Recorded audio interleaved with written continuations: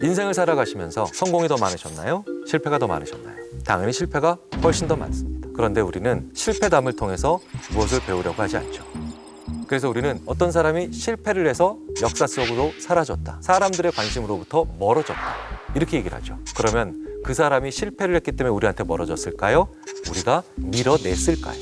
후자도 분명히 상당한 요인이라는 거죠. 바로 우리는 실패로부터 배우려 하지 않는다는 걸 너무나도 잘 꼬집어낸 연구, 제가 뽑은 올해의 연구이기도 하죠. 자, 이 앨리 페이스바 교수 연구진은 미스테리 상자 실험을 합니다.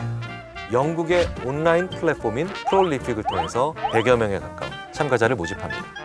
그리고 이 사람들한테 세 종류의 상자를 보여주죠. 자, 첫 번째 상자는 80센트, 800원을 땁니다. 두 번째 상자는요, 20센트를 딸 수가 있어요. 마지막 상자는 1센트를 잃는 상자입니다. 사람들 앞에 상자를 이 세 가지를 보여주고 두 가지를 고를 수 있다고 얘기해 줍니다. 실험을 위해서 800원을 따는 상자는 절대 선택을 못하게 조작이 이미 되어 있습니다. 어떤 상자를 고르던 하나는 200원 따는 거고 하나는 10원 잃는 거니까요. 자, 그런데 이 사람들에게 다음에 이제 이 방에 들어와서 실험에 참가할 사람들을 위해서 자기가 고른 두 개의 상자 중에 하나의 위치를 알려줄 수 있다고 얘기를 해줘요. 어느 걸 알려줄까요? 다음 사람을 위해서. 거의 대부분의 사람들은 200원을 딸 수 있는 상자의 위치를 알려줍니다. 자, 그런데 이게 다음 사람을 위해서 최선의 결과일까요? 내가 해야 될 제일 좋은 선택은 1센트 잃는 그 상자의 위치를 알려주는 것입니다. 왜겠어요? 내가 1센트 잃는 상자를 알려주면 다음 사람은 그걸 안 고를 수 있잖아요. 하지만 20센트 따는 상자를 알려주면 다음 사람은 결국은 1센트를 잃는 상자를 선택할 수도 있게 되잖아요. 그런데 대부분 그렇게 하지 않는다는 거죠. 다음 사람에게 이번엔 물어본 겁니다. 어떤 상자의 위치를 알려주기를 원하느냐라는 질문을 받았을 때조차도 앞선 사람이 어떤 상자를 골라서 20센트를 땄는지를 알고 싶어 하더라는 거예요. 즉, 성공한 상자의 위치를 나에게 알려주기를 원하더라는 거예요.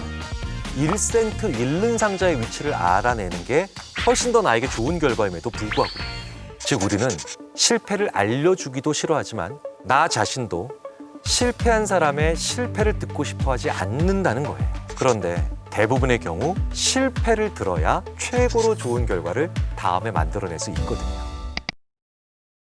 이 프롤리픽도 결국은 엠톡이랑 비슷한 거죠. 요즘은 굉장히 많은 경우에 자기가 소속되어 있는 대학교의 학생들을 대상으로 연구를 하는 것에서 이제 훌쩍 벗어나서 아주 쉽게 인터넷을 통해서 다양한 대상들을 모집하죠. 최근에는 간단한 실험을 하거나 설문조사를 하는 일은 네트워크상에서 대부분 이루어집니다. 바로 아마존에서 운영하는 미케니컬 턱, 엠톡이라고 얘기하는 곳에서 실험 참가자를 모집하고 굉장히 많은 분들을 대상으로 설문조사를 하는 경우도 많죠. 이런 변화는 심리학에서 혹은 다른 사회과학에서 5, 6년 전부터 활발하게 일어나고 있습니다.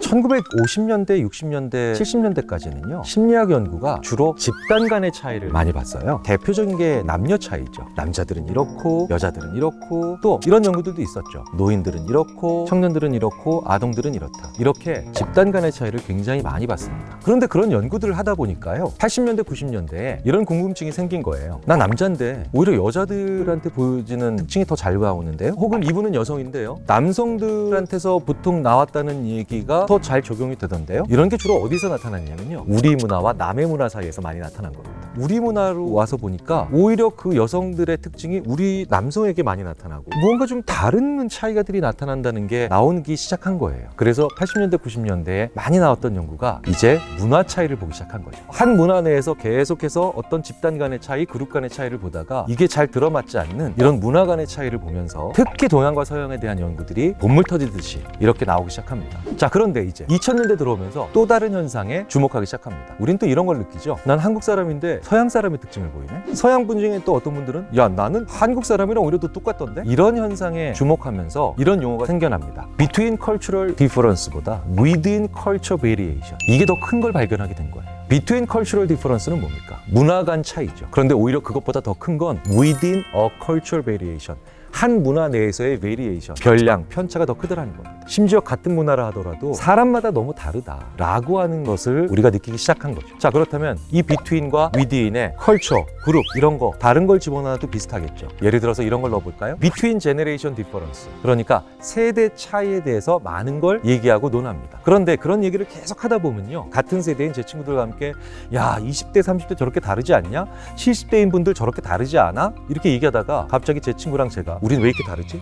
같은 세대인데 너는 왜 이렇게 다르지? 라고 하면서 within generation variation에 눈뜨기 시작한 겁니다. 이렇게 계속해서 좀 더 작은 단위가 얼마든지 다를 수 있다는 것을 인정해 나가고 관찰해 나가는 게 사실은 연구의 흐름뿐만 아니라 우리의 생각에도 훨씬 더 지적이고 지혜로운 관점을 심어주기가 좋죠. 다르다는 게 훨씬 더 자연스럽게 받아들여지는 그런 흐름들을 만들어내기 때문입니다. 제가 너무나도 좋아하는 그 스티븐 핑커가 The Better Angels of Our Nature, 우리 본성의 착한 천사, 그 책에 우리 인류가 더 착해진 게 아니라고 얘기를 합니다. 하지만 우리는 훨씬 더 안전한 사회를 만들어가고 있죠. 1000년 전, 10,000년 전에 비해서 우리 인간은 훨씬 더 타살률이 줄어들고 있습니다. 실제로 줄이려고 하는 노력들을 많이 하고 있죠. 인간의 본성이 더 착해지고 나빠지지 않은 건 분명한데 왜 남을 공격하는 행위가 줄어들고 있을까라는 점에서 스티븐 핑커는 민주주의의 가장 중요한 가치가 다르다는 것을 인식하고 당연하다라고 하는 것을 받아들이고 있기 때문이다라고 얘기하죠. 그런데 심리학도 계속해서 다르다라는 걸 관찰하면서 이제 완전히 사람 하나하나가 다 다르다라는 것을 궁극적으로 깨달아가고 있는 과정입니다. 바로 학문의 흐름과 그리고 우리 인류의 삶이 의외로 굉장히 밀접한 연관성을 가지고 있다는 걸